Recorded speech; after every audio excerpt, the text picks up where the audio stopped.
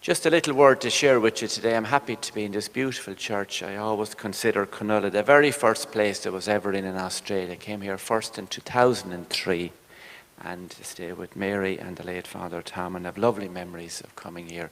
I got the last train out from the city before the strike, and happy to be here with you. And I had a cup of coffee and a little walk by the beach. And the place is humming down there, as we'd say in Ireland, busy with people walking and surfing and swimming. It's really beautiful to see. And this is winter time, is that right, or spring here in Australia? But just today's feast day of St. Laurence, there's a lovely line there from the Psalm which spoke about he was open to the poor. We're told he was gifted with a good sense of humour, St. Laurence. He was a deacon, and that goes a long way in life, doesn't it? To have a good sense of humour. But I remember a number of years ago visiting a lovely place in Ireland called Glendalough in County Wicklow. The patron saint of Glendalough was a man called St. Kevin.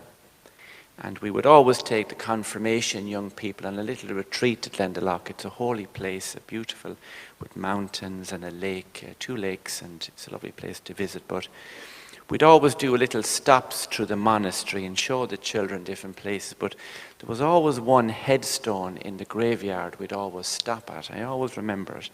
A man called Luke Toole. And he died obviously over 300 years ago, a very old headstone. But what was very interesting about it was it spoke about him, and the headstone listed his name and when he died, and a lovely little poem. But at the very end of it was written on his headstone, "His heart and his door were always open to the poor." That was written on his headstone. I said, what a beautiful, beautiful thing to have said about you. A man that lived over 3 centuries ago, but obviously a good person. So we're inspired today by St. Laurence.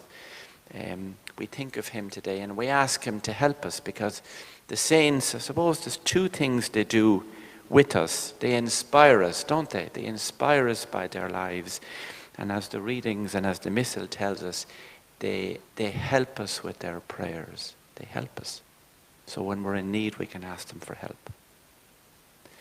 There's a man in our parish in Kildare, in Rathcoffey, where I work, called Tommy McIntyre, and he died earlier on this year. He was a lovely man in his 80s, from County Sligo in Ireland originally. But he came into me one day in the sacristy. He said, "Father Paul," he said, when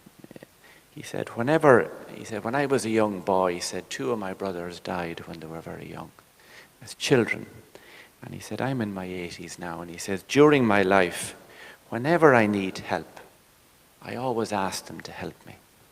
I always pray to them and ask my brothers to help me.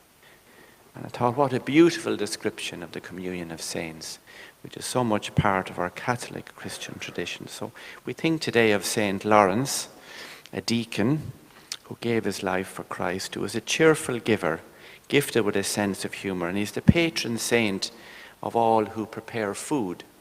So we think of those who care for us, and we think of those who give us food every day and who prepare meals for us.